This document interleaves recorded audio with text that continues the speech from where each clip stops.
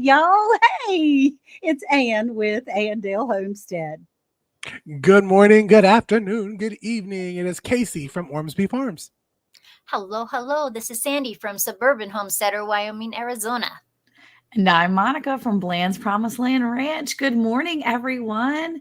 Okay, we are super excited to be here this morning, and we do have a special guest, but I think we're going to say hello first to everyone. So, Miss Ann, would you welcome everybody in today? Absolutely, absolutely. Good morning, Butler Family Farm. We're so glad that you're here, Jerry and his wife, Susan. And we have Denise. Good morning, Denise. Thanks for coming in.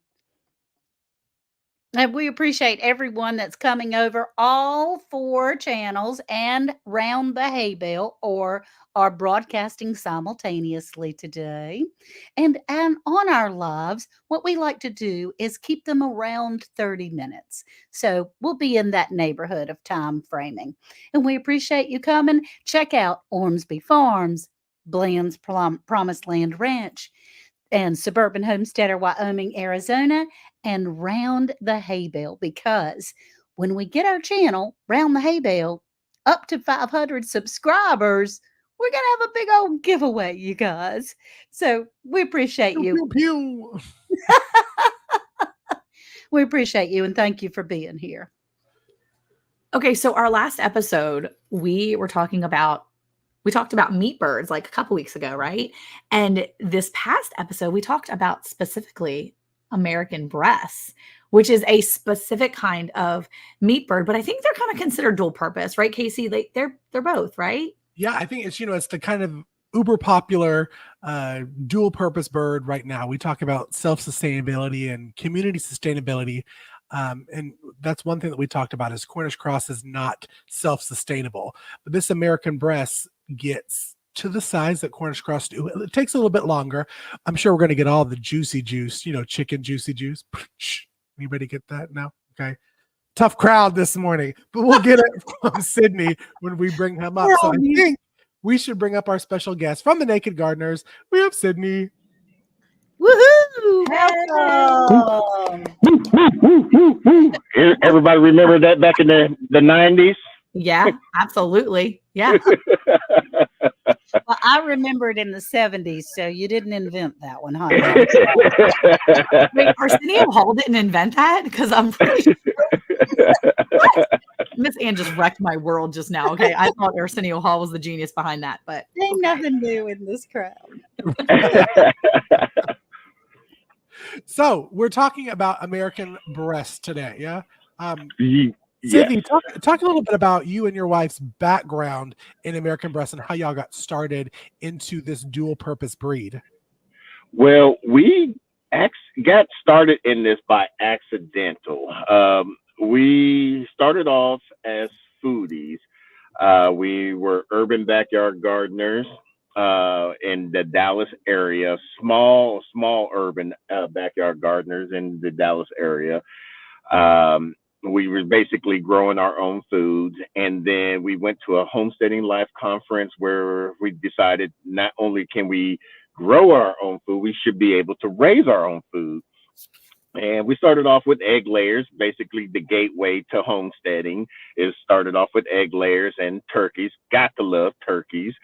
The Mrs. Naked Gardener, she did not like turkeys. We wound up processing our turkeys and stuff. And then I was looking, since we're foodies, for the world's best tasting chicken, and American breast came up. I was looking, and so I saw that this one farm or hatchery had the American breast, and so we put an order in for those.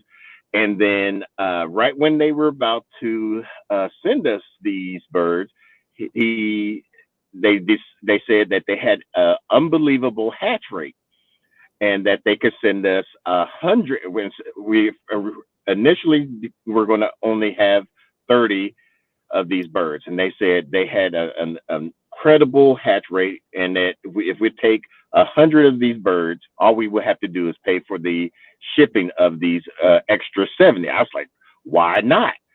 And so we decided to take these birds, and then we just grew them out. We was like, you know what, we can start just raising them on our own. And as content creator, we showed our journey of with the American breast, and then people like was asking us, "Hey, can you give us some hatching eggs and this and that?" And so we just started looking into it and find out we can't just send hatching eggs; we have to be NPIP certified and all this other stuff. So we just Okay. got that journey of being that, because otherwise you have to pay a fine. And even though some people don't like Uncle Sam in their pockets, sometimes you got to give a little to give a little and stuff. So Okay. but it's been a great journey for that, and not just with American breast. Just any heritage bird is a great sustainable, self-sustainable bird compared to a Cornish cross or any hybrid bird. Hybrid birds are more for the production people that's willing to sell their birds for them, and people that would like the big breasted birds. The heritage birds are more for the self-sustainable, I consider homesteading type birds that people that can feed their families and stuff. So Mm-hmm. that's my intake on that. That is awesome. Now, I understand that some people call the American breast the patriotic bird because the combs are red, they're white, and the legs are almost blue. Is that correct? Correct. So they originated That's from good. France, and Brett, I forgot, the Greenfire got them from France, and France did not want them to be called breast, just breast. So that's the reason why they call them the American breast. They started back in 2011, I believe it was, and every 3 years or every so often he goes back and gets a different genetic line from them and brings them back. Now, different hatcheries gets it from him, but he's the true Greenfires are the true genetics from that gets it from France. And how many of them do you have right now? So we have two flocks of the American breast. We have one from Greenfire and one from Breast Farms. 2 flocks. Okay. And Hmm. I was going to say the reason why we really wanted to talk about this too was because you talked about like the more of the self-sustaining, right? So with and what you meant by that was basically like when you do the American breast or you raise those birds, you can now raise them from start to finish, right? You don't Correct. have to depend on that hatchery like you do if you're getting Cornish cross, because like Casey, I know, just ordered a bunch of Cornish cross. And I think a lot of us have done it. I think everyone here has gotten Cornish cross except for Miss Anne, but everyone is here has raised Cornish cross at some point, or at least are about to. And you have to depend on a hatchery to do that. And that was one of the things we really discussed that I think that a lot of us really like is the ability to know that we can raise this bird. It comes out to be a good flavor. We can raise it a little longer, maybe than maybe a standard meat bird, a Cornish cross. Do they last longer than a Cornish cross if you want them to? Is that Yes. an option? Yes. Yes. Now, and I don't want to bash hatcheries, but it's just you have more flexibility of the heritage breeds, and I Mhm. just don't want to just only say American breast, but just heritage breeds. You have more flexibility. Like right now, we're in Northeast Texas, where we're reaching triple digit weather, and we Yeah. can our American breast is out in the pasture, free range, not free range. They're in a fenced in area, but they're out in the elements where Cornish cross. I mean, you got to baby them Oh, and whatnot. You almost with Cornish cross, you almost could only raise in Texas. I only can speak for Texas in our area, in our climate. You only could almost have to raise them in the certain parts of the early parts of the year, from the early spring to the late summer times, where American breast you could raise them year round. You Yeah. know. Yeah, I think that was the problem we had. We raised our Cornish cross, we raised in September through November, and then we raised them in like the early part of the spring in through May. And by the end of May, we had to be done with them because popping into June, we were in trouble. It was getting hot. Hmm. And it was going to Hmm. be to the point where they were going to start having issues with their hearts and their able to, walk and things like that. So Right. that's not Exactly. very, it doesn't work for the heat. And Miss Ann, you're in the heat. So if I you're in am. that area, you really should know the birds that were going to work in your area too. Right. Absolutely. And Now, Monica, you did tell me, Monica, that when I was deciding to do Cornish Cross for this year's kind of group of meat birds, because I will be going with American Breast going forward, she was like, Casey, you need to do it either early spring or do it kind of August through the fall, because otherwise them chickens gonna die. Them chickens gonna die on you from that heat, huh? Because you don't even have like regular heat. You have like a sheet of like moisture that Yeah. like looms over you in Georgia. Yeah. for months. Oh, yeah. For months. Big blanket of sweat. Yeah, and kind of go back with the hatcheries. Let's take, for instance, back when the pandemic or where we had that bird flu scare, where a lot of the hatcheries had to euthanize a lot of their Right. birds. Then what happened? You had to wait for the whole new cycle of their animals to get, and then you're like, oh man, I should have ordered my birds. And now what you got to do? So that's why Right. I'm all for, if you're not doing productions, I'm all for heritage breeds. If you're productions and stuff, then I'm all for hybrid breeds type of meat birds. Okay. Yeah, Well, it makes the most sense. I do have a question. I'm sorry, Sandy. No, go ahead. I have a question because I was trying to explain this to Worth. Now, my husband was raised out in the country. They had chickens, they had roosters. That's how they fed. They had 7 children in their family. That's how they fed them often. And they just they had a hen house, but mostly they just stayed in the yard. And I can't do that here. And so we were talking about having a pen specifically for the birds. You got a choo-choo train. Is that Sorry, choo-choo? downtown Dallas. That's okay. I like that choo-choo train. But would something, because it goes so quickly in their growth, you're just like 4 months or 16 weeks or whatever. Do they have to have like a roost and a house to get in? um, some yes and no. Some birds will roost, some birds won't roost. We in our egg layers coop, we have a lot of roosting bars, and some of them won't even go up on there. Some of them will. It Okay. all depends on their mood. It's good to provide. It's good to provide the option for them. With Cornish cross, I mean, I have in their coops, I have roosting bars as high as 6 inches for them to go up on. They won't even jump up on there. So Okay. they're just so fat and lazy. I don't think they can get up on there once they're hit a certain age. So it's All good to right. have the option for them, but the most thing is to keep their feet dry and dry, basically dry. Ish. Try ish. Yeah. Okay, a couple questions. To raise them as a meat bird, are we looking at 12 weeks, 14 weeks, 16 weeks? What is your average? So when we first acquired the American breast, we were told 18 to 22 weeks. However, we found out that the 16 weeks is the perfect way that we like to prepare our birds, because it gives us the option to either broil, fry, bake without for our texture, our preference of texture of cooking it. Um, Now you can do up to 22 weeks. It's still okay. It's a little bit stringy, if you know what I mean, for any experienced uh, bird prepper and understand what I'm talking about.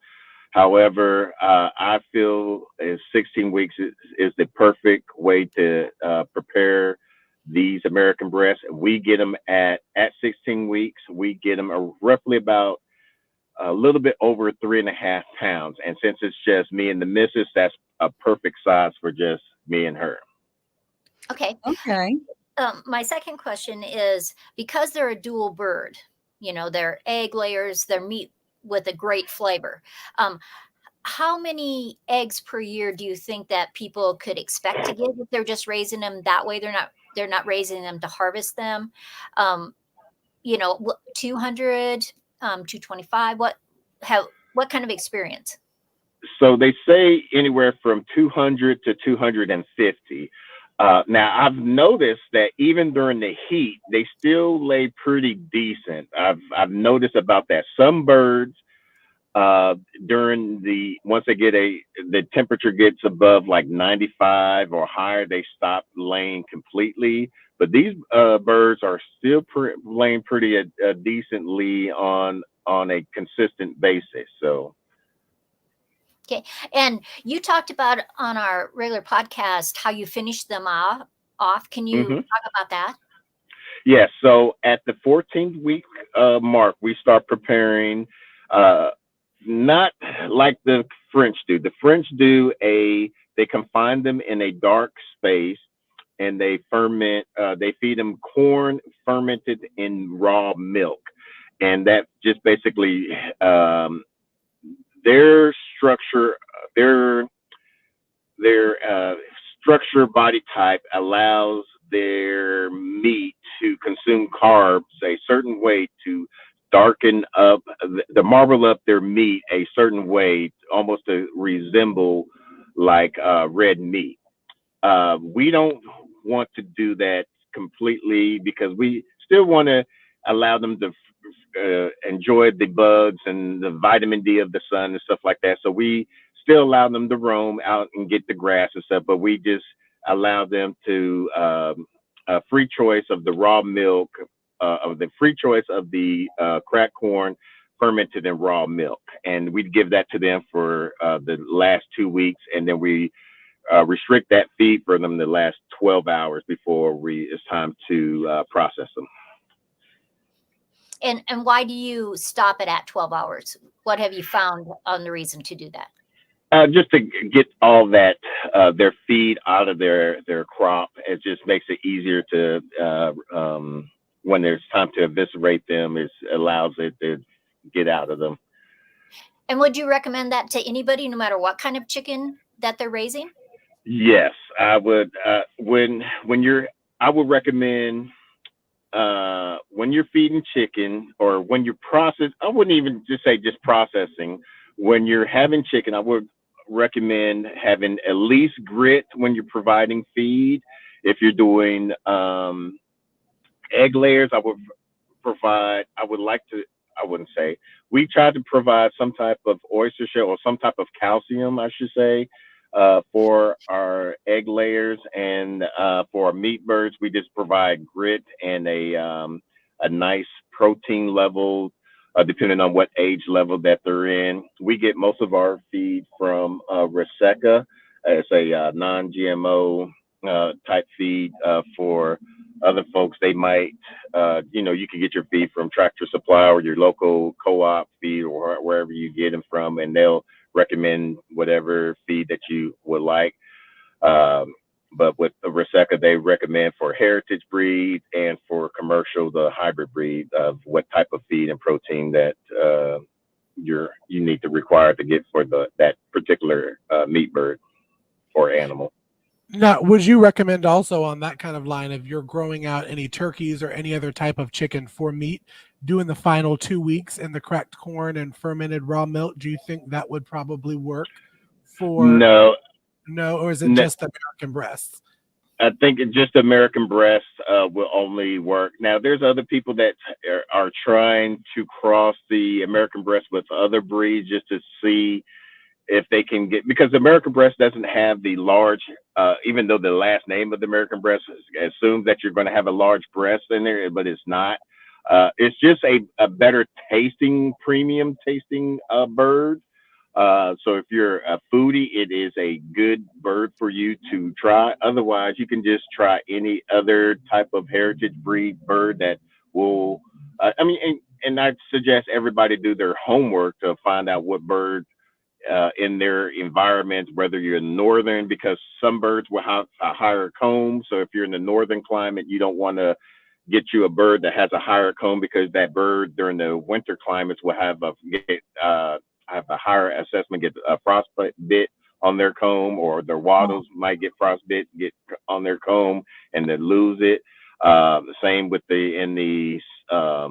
if you're in the southern climate, check to see if that bird is better suitable for the southern climate, because if you have a more winter bird and they get that triple digit or humid temperature, then you might lose that bird to heat exhaustion and stuff like that. Yeah.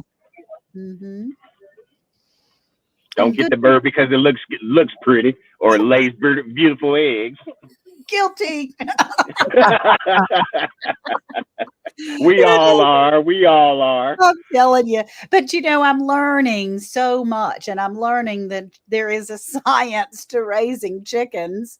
And We all are. I'm still learning. And I take all of this through APA. We learned a lot through APA. APA is a American Pasture Poultry Production Association that Joe Salatin started long time ago. His son now kind of takes it over and stuff. We've been learning through a lot of things through members of APA about production animals of the poultry, for not just chickens, but also ducks, geese, turkeys, and stuff like that. So anybody that's into production of the poultry, I highly suggest joining that. Is very cheap. Annual membership of $50. They once a month they have a online call on a Thursday where you can talk with Joel Salatin or listen to Joel Salatin talk, where you can ask him questions and things of that nature. They do a weekly newsletter where you can ask questions on the newsletter, where you get people from Canada, Mexico, all over, for experienced producers that will answer your questions. I mean, it is amazing of what you can get from there. Okay, that's a wonderful resource. Well, I mean, it's just when I started out gardening, I didn't know what Yeah. plants grow well in what climate, or how to do it, or I mean, I'm the one that planted every seed in the whole packet. So Yeah, we but learn. isn't this the best thing about our community? That we can learn from each other. We can Yeah. Yes. like coming on today and asking questions from the chat and just really getting more information. Like, I didn't know about the Thursday night. I would join just because I'd like to do that. Right. That would be worth it to me. Mm-hmm. Yeah. The emails alone, the daily emails I learned from there, it is just mind blowing from that. I mean, it's just amazing on learning about different feeders, auto feeders, and waterers that you can Right. add into your flock to help make your stuff more efficient if you're a producer. So Okay. Well, that sounds like a wonderful learning tool. now, and they also meet up once a year.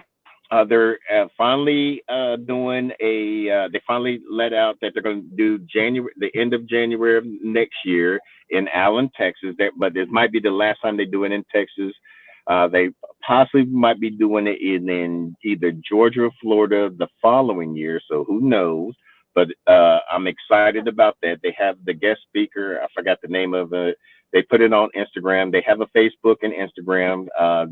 So if anybody's listening, join APA, follow APA on Facebook, Instagram. I'm not sure they have YouTube or anything, but Facebook and Instagram, follow them. Tell them I sent you. And is Okay. it APPA? APPPA. Okay, awesome. So right now, is the American breast the only chickens that you're raising, or do you have any other ones on your place? So we will be the 21st of this month. We will be doing a comparison. We're going to be raising Cornish cross in American breast. We actually have about 90 plus American breast hatching eggs in our incubator, cabinet incubator.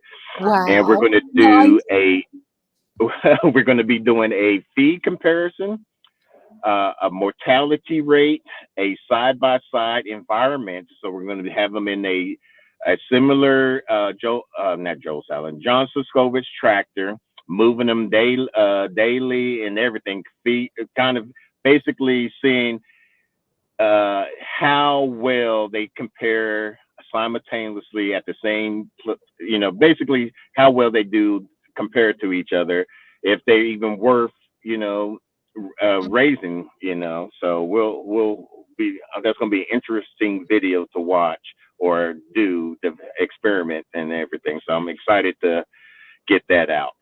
I'm excited for y'all to do it. Y'all talked about that after we were recording the podcast, and that's going to be very interesting and exciting to watch for people that have heard all these amazing things about American breast, but really are like, okay, are they just saying that just because, that's their favorite? And so it'll be good to see the videos truly, comparing apples to apples instead of exactly.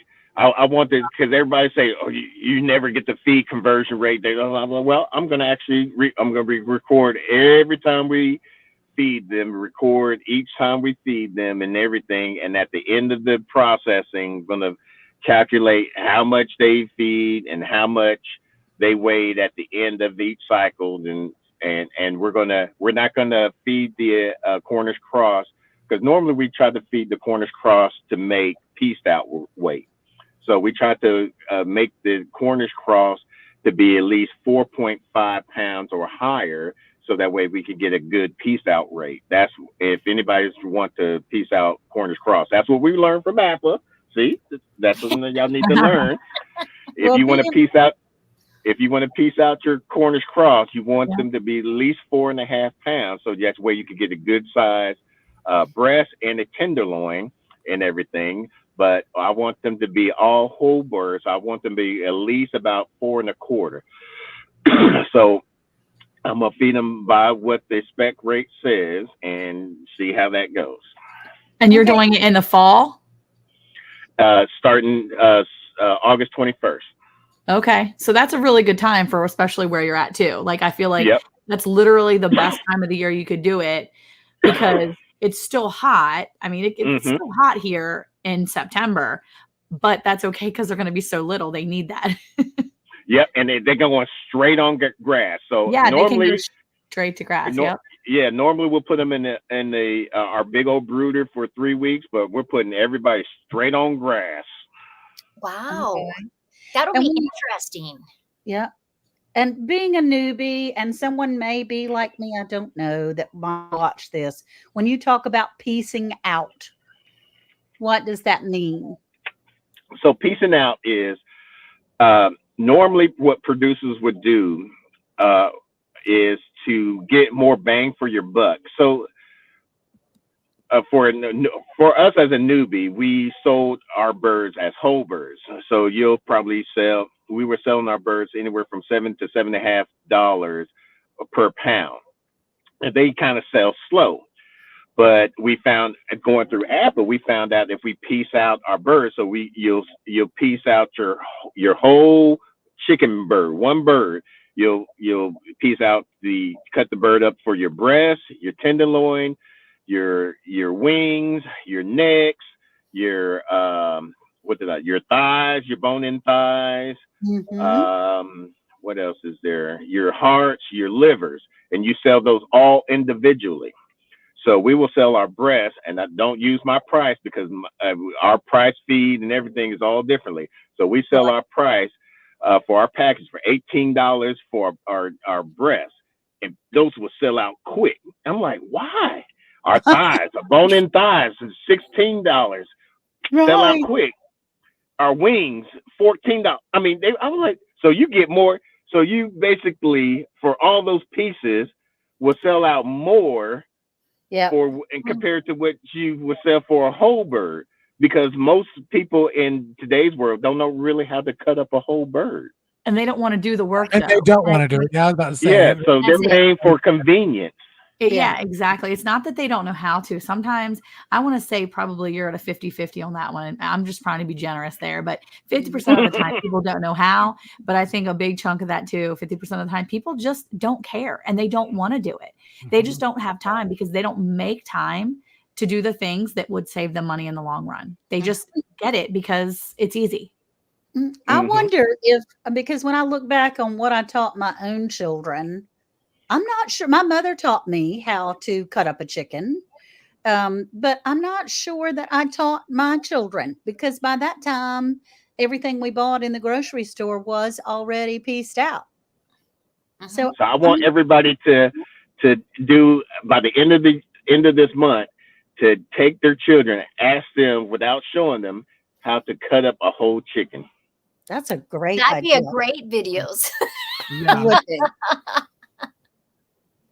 Well, I will say that after Eric's injury in Thanksgiving, he hurt himself. He literally stabbed himself doing our turkey for Thanksgiving. And, I took him to the ER. And in the meantime, I had my kids, my daughter, who was 19, she was supervising, but the rest of the kids, ages 16 and down, all the way to 8, were the ones finishing that bird for Thanksgiving. They did it. After Eric ended it, they are the ones that eviscerated. They're the ones that plucked it. They're the ones that did all of it, prepped it, weighed it, got it ready for the brine that night so that we could have it the next day. So they were the ones that did actually, that was Christmas dinner because it was Christmas Eve. He did that to himself. So it was our Christmas dinner. And so while we were at the ER on Christmas Eve, our kids, ages 16 and below, according to my 19-year-old's help, were the ones that finished off that bird for us and did it. So I wonder if they could breast one out, though. I wonder if they could piece it out. I don't know. But it is a good challenge. Or that'd be great. That would be great. It's a good one. Battle of the Blands. You get a bird, and you get a bird. Now go. Do that video. And you know what? The funny thing was, at the last Apple convention, they did a fastest time who could piece out a whole bird. And one lady pieced out a whole bird in under 30 seconds. Wow. She must have had a sharp knife. Good for her. A lot of practice. Yep. Yes. That is awesome. Well, Casey, it's been just about 30 minutes. And so maybe you could help us and say thank you so much to the Naked Gardener. Absolutely. Again, we are so grateful that Sydney jumped in and jumped out. We lost him. Jumped in and jumped out, and for his knowledge and expertise on the American breast. I'm saying it, and jumped back in. There he is. And jumped back in. Jump in. Hit the wrong button. Hey, just so you know, too, everybody, his link, I dropped the link to their channel in everybody's page. So if you're in one of our pages, make sure you go check out his link because it's in it's in one of the feeds. It's an awesome channel, y'all. It really is. It really is. And the two of them are just super knowledgeable. And we were so blessed and honored to have them. And he jumps back out. Jumping in and out. Okay, so I'm gonna wrap this up and jumping back in. Yay! All right, I'm done touching the screen. I was gonna say we like saying jumping in and out. But if y'all haven't, go ahead and scan that QR code and listen to the episode with the Naked Gardeners. They were with us for Talking Meat Birds, and they were there for last week, the newest episode on American breast. They are a wealth of knowledge. You definitely want to tune into those two episodes because, I was taking notes the whole time. And again, thank you everyone for coming in to today's show. We appreciate y'all taking the time to come in and say hello and let us know what you have done. And by the time we get to 500, so share our channel. By the time we get to 500, we are doing a giveaway, and we have some really, really great prizes that we're going to be giving away. So y'all, thanks for coming in. We will see you next Friday, and tune in next Monday because we have a new episode of Round the Hay Bale coming out. So bye, y'all. Bye. Bye. Bye. Bye.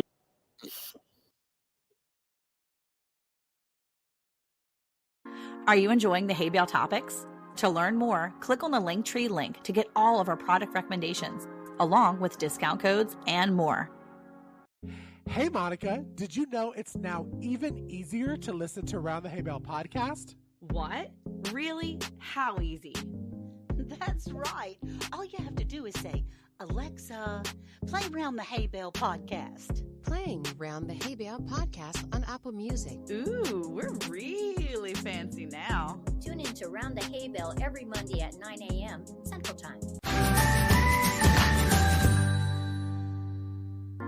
We're back.